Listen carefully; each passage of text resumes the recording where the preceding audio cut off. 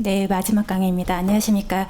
경영의료원 영양팀의 강경란 영양사입니다. 오늘 제가 말씀드릴 내용은 대장암 예방을 위한 올바른 식습관에 대해서 말씀을 드리겠습니다.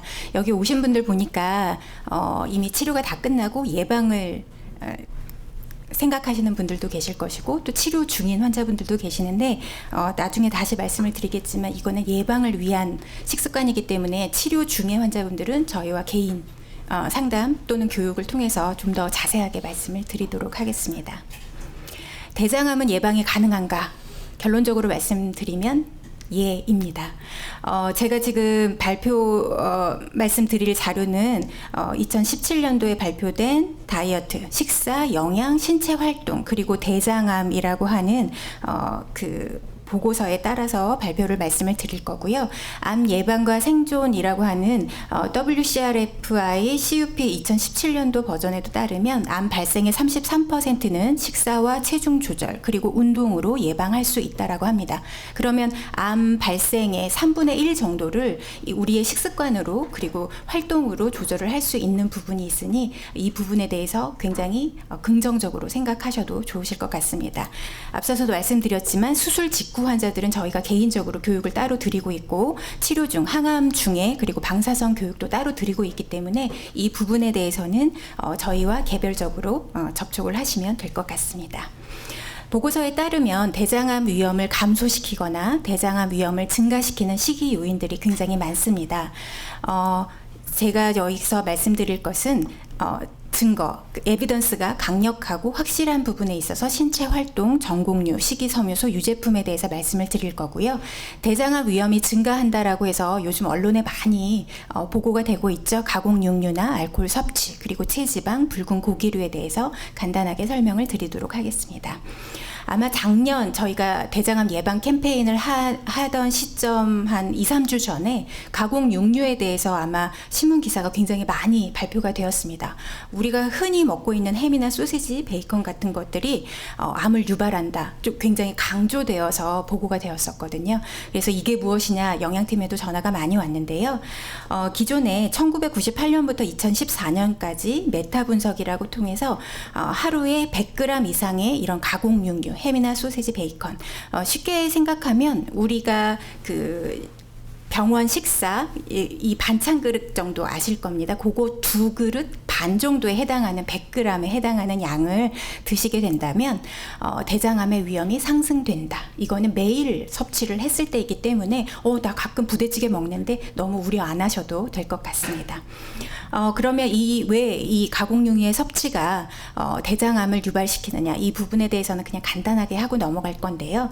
고온 조리를 통해서 니트로조 화합물 같은 것들이 발암 물질이라고 보통 우리가 알고 있죠. 이런 것들이 암을 발생을 한다라고 하고 이것들이 단백질이나 햄철이 풍부하고 또 포화지방이나 콜레스테롤 함량이 높은데 이것들이 2차 담즙산 합성 그리고 이 음식에 포함되어 있는 식품 첨가물 또한 암을 유발한다라고 얘기를 하고 있습니다. 알코올에 대해서 우리나라 분들은 사실 좀 굉장히 관대한 부분 중에 하나인데요. 과거 연구 결과를 봤더니 술을 10g부터 60g까지 그리고 0g부터 200g까지 섭취를 했었을 때 암의 증가율을 봤더니 1이라고 하는 것이 평균치라고 생각했을 때 술을 섭취를 많이 하면 많이 할수록 대장암의 비율은 높아진다. 라고 생각을 하시면 되고요. 이 리포트의 권고사항은 하루 2잔, 30g 이상의 술이 대장암을 증가시킨다라고 얘기를 합니다. 이 기전의 이유는 아세트알데하이드라는 술이 대사가 되면서 생성이 되는 독성이 강한 이 물질이 발암 물질이고 활성산소를 생산하고 또 산화 스트레스 또한 증가시키기 때문이라고 얘기를 합니다. 그러면 우리나라 분들은 사실 오디, 그다음에 인삼, 몸에 좋다라고 하는 과실을 이용한 그런 과실주를 많이 담아서 드세요. 그리고 이런 것들은 괜찮지 않습니까? 라고 말씀을 하시는데 이럴 때 여러분들의 눈이 살짝 반짝하시거든요. 그런데 이 알코올 음료들도 에탄올을 함유하고 있기 때문에 암 유발 화합물로 작용을 한다라고 하니 과실주는 괜찮을 거야 라고 생각하지 않으셨으면 좋겠습니다. 그리고 다음은 체지방입니다. 우리가 보통 병원에 오시면 키하고 몸무게를 재시고 거기에 따라서 당신은 표준 체중입니다. 아니면 체중을 좀 관리하셔야 되겠습니다. 그런 말씀을 들으실 텐데요. 우리가 보통 BMI라고 해서 우리나라 아시아에서는 BMI가 25 이상인 경우를 비만이라고 얘기를 하죠. 그랬을 때 체지방이 높다 아니면 BMI가 높은 경우에 인슐린이 높아지고 이것은 대장암 세포 성장을 촉진시킨다라고 하고요. 인슐린의 혈청 농도가 높아진 경우에 직장암 위험도를 높였다라고 얘기를 합니다. 그리고 신체의 염증 반응을 자극하고 대장암 진행을 촉진한다라고 얘기를 하는데 이 아래 그래프도 보시면 BMI가 높으면 높을수록 암의 그 발생률도 높아지는 것을 볼 수가 있습니다. 그다음 확실한 근거는 아니지만 가능성이 있다라고 하면서 여러분들이 고기 먹지 말래요 이런 말씀 굉장히 많이 들으셨을 거예요. 그리고 대장암하고 인터넷 네이버에 딱 치면은 고기 먹지 말기 뭐 이런 얘기 굉장히 많이 나오거든요. 그랬을 때 이 근거는 아직은 확실한 근거는 아닙니다. 가능성이 있다라는 것이고 여기서 말하는 육류 레드밋이라고 하는 것은 소고기나 돼지고기 우리 살이 붉은색을 나타내는 고기라고 생각을 하시면 될 것 같고요.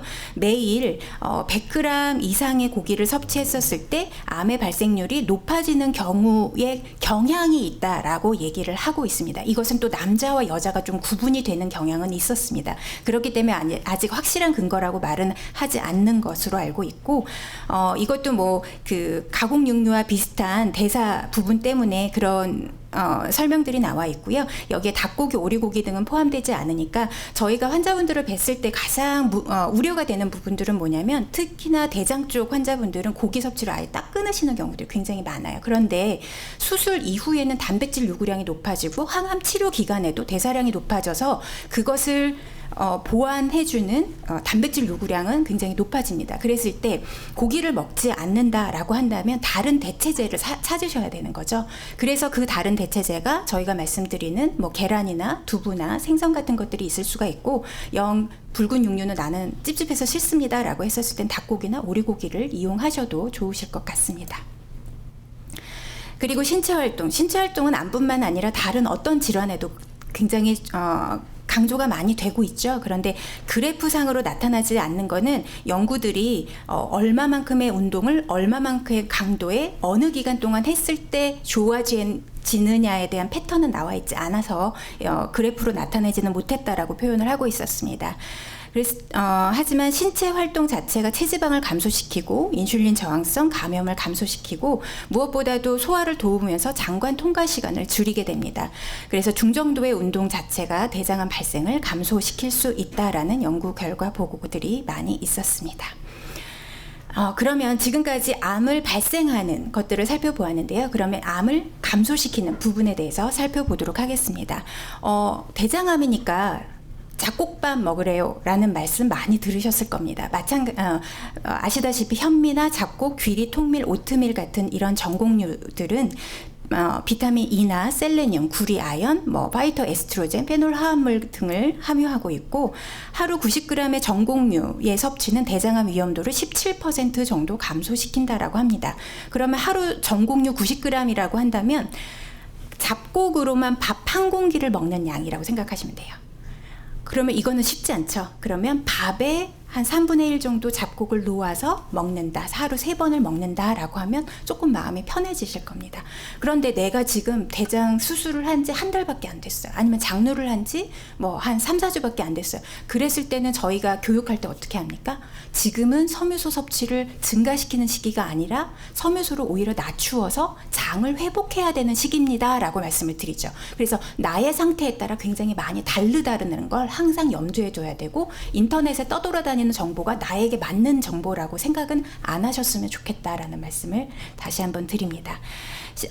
이 전곡류에는 식이섬유소라는 것들이 들어있고 이 수용성, 요즘 프리바이오틱스라고 해서 광고 많이 나오는 거 아마 보셨을 거예요. 잠시 설명드릴 거고요. 또 식이섬유소에서는 소화효소에는 소화가 되지 않은 불용성, 물에도 녹지 않는 이런 불용성 섬유소들이 있는데 이것들이 다 대장암 위험도를 낮출 수 있는 가능성이 있다라고 표현을 합니다. 식이섬유소를 뭐 강조해서 말씀을 드리지는 않겠지만 여전히 이 식이섬유소라는 것 자체를 섭취를 하게 되면 장의 단쇄지방산, 뭐 우리가 흔히 말하는 쇼츠앤 페리에시드라는 걸 생성을 하는데 이게 굉장히 산성의 성격을 띠고 있어서 우리 장관 환경을 개선시켜주는 역할을 한다라고 합니다. 그리고 장의 통과 시간을 단축을 해요. 그러다 보니까 발암 물질이 장 점막과 접촉하는 시간을 단축시켜주고 장내 발암 물질을 또 희석시키는 작용도 하게 됩니다. 인슐린 저항성, 대장암 위험 요인인데 이것을 감소를 시켜줄 수가 있고 위 배출을 천천히 하고 포만감을 느낄 수 있기 때문에 식사량을 줄일 수가 있습니다. 우리 수용성 섬유소라고 하는 프리바이오틱스는 흔히 말하는 섬유소, 그리고 귀리, 보리, 약혼, 통곡물, 전곡류에 많이 들어있고요.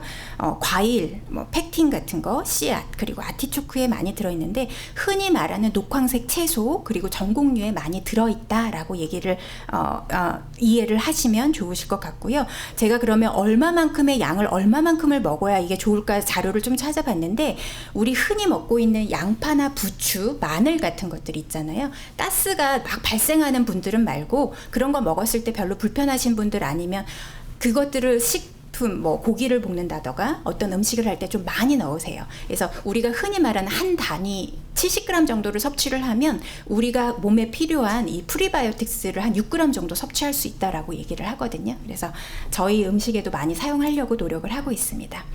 과일이나 녹황색 채소가 좋다라는 거는 많이 알고 있지만 아직 증거 부분이 아주 명확하지는 않았습니다. 그래서 표도 보이는 것처럼 아주 그래프가 이렇게 급격도로 나타나지는 않고 암의 유발률을 조금 더 감소시키는 경향이 있다.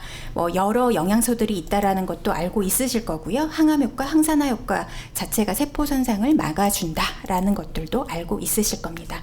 요즘 장내 환경 개선, 장 마이크로바이옴 이라고 혹시 들어보신 분들이 계실지 모르겠는데 요즘 어느 학회를 가던 간에 이 마이크로바이오타에 대해서 굉장히 많이 연구 결과를 발표하고 있는데요.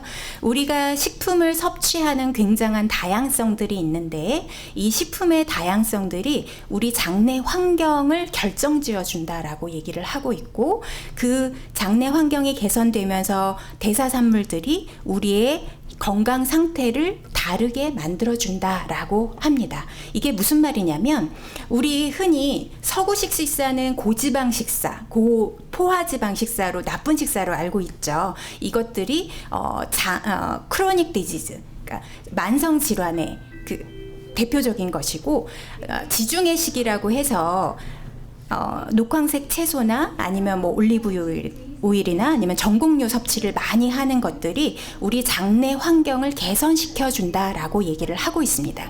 그렇기 때문에 여러분들의 건강 상태가 괜찮고 장내 환경 자체가 괜찮았을 때 녹황색 채소나 전곡류 섭취를 많이 해주시는 것 자체는 나의 장내 환경을 굉장히 좋은 방향으로 가지고 갈 수 있다라고 이해를 하시면 좋을 것 같고요. 실제로 이 장내 환경이 나쁜 분들한테 암의 유발률이 높다라고 하는 연구 결과도 굉장히 많은데 여기는 너무 어려울 것 같아서 가지고 오지는 않았습니다.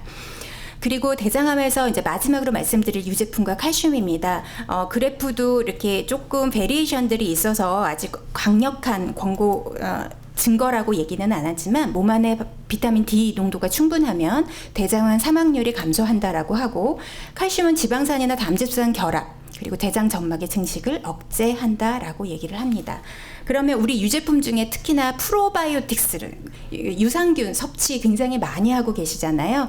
궁금해하실 것 같아서 몇 가지 조금 가지고 왔는데 이 프로바이오틱스 보통 우리가 유제품 그리고 유산균에 포함되어 있는 것은 장내 균총을 개선해서 좋은 영향을 주는 단일 또는 복합 형태의 생균제라고 위키피디아에 정의를 내리고 있습니다. 그래서 치료 목적으로 정장제라던가 뭐 생균제 그리고 식품으로 유산균 식품이 있는데요.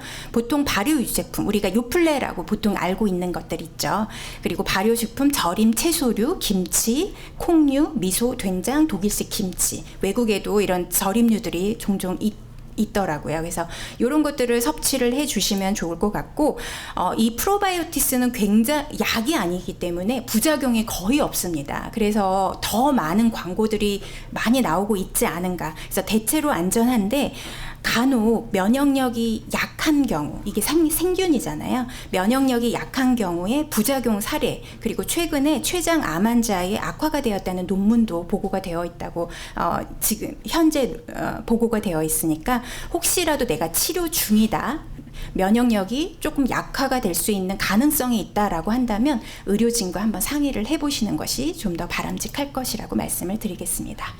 자, 그러면 대장암 예방을 위한 올바른 식사, 대장암 위험을 감소시키는 것들은 증가를 시키고 대장암 위험을 증가시키는 것들은 감소시키는 이런 생활 습관을 가지시면 되지 않을까, 그런 생각이 들고요. 그렇기 때문에 저희도 위장관에 문제가 없으신, 저희가 위절제 후 환자분들을 위한 식사도 있고 장절제 후 환자분들을 위한 식사도 있습니다. 그런데 장에 문제가 없으신 분들한테는 조금 더 전곡류나 녹황색 채소나 과일 같은 것들을 드릴 수 있는 식사를 드리려고 하고, 아까 프로바이오틱스가 많이 함유되어 있는 유제품이나 이런 유산균들을 섭취를 하도록 이렇게 노력을 하고 있습니다. 저희 메뉴, 실제 제공되고 있는 메뉴들을 말씀을 드리는 거고요. 이제 정리 말씀을 드리면, 우리가 건강을 위해서 항상 식생활에 대해서, 그리고 내 생활 습관에 대해서 관심을 가지고, 이것은 병원에서 치료하는 것이 아닌 내가 관리를 하는 것이기 때문에 좀 더 관심을 많이 갖게 되실 텐데요. 정상 체중을 유지하고 신체 활동을 증가하는 것, 그리고 전곡류, 채소과일, 그리고 콩류를 섭취하는 부분들, 지방이나 전분, 설탕이 많은 가공식품이나 패스트푸드 같은 것들을 제한하고, 가공육류나 육류들을 너무 많이 섭취하시는 것을 삼가하고, 그 다음에 설탕 함유 음료 부분을 제한을 하시면 좋은데, 여기서 잠깐 말씀을 드리면, 우리 요즘 매실 액기스 많이 담으시잖아요. 근데 거기 매실은 좋지만 설탕 함유량이 좀 더 많은 거, 그 부분은 항상 고려를 좀 하셨으면 좋겠다라는 말씀 드리고요. 알코올 섭취, 아까 말씀드렸던 것처럼 제한을 말씀을 드리고, 암 예방을 위한 보충제를 이것저것 섭취하는 것이 그닥 그렇게 효과가 있지 않다라고 보고가 되고 있기 때문에, 걱정이 되어서 막 하려면 차라리 좋은 음식을 먹는데 조금 더 그 돈을 쓰시는 것도 나쁘지 않겠다라는 말씀을 드리고 싶고, 진단을 만약에 받았다라고 한다면 의료진의 권고사항을 좀 준수하셨으면 좋겠다라는 말씀을 드리고 싶습니다. 예, 제가 준비한 거는 이상입니다. 감사합니다.